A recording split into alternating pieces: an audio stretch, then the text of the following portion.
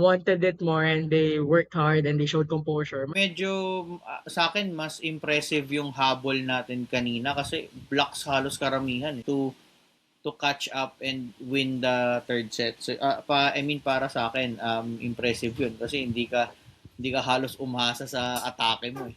Ano ka, rely ka lang sa Uh, defense mo na lahat ng atake ng kalaban mo, mapapalpal mo lahat, di ba? Kasi syempre, alam mo naman ginagawa ng UST sa atin. Minsan, sige, i-block nyo. Lalabas yan. No, 'di ba? Pero Kaya nga sure blocks na yan sa loob eh. I think yun dun pumasok yung scouting and preparation coming into this match kasi I think the mentality of the team siguro coming into this matches you can't do that to us anymore. We will make sure that we'll get good quality blocks para tawag so that we can get to kill blocks.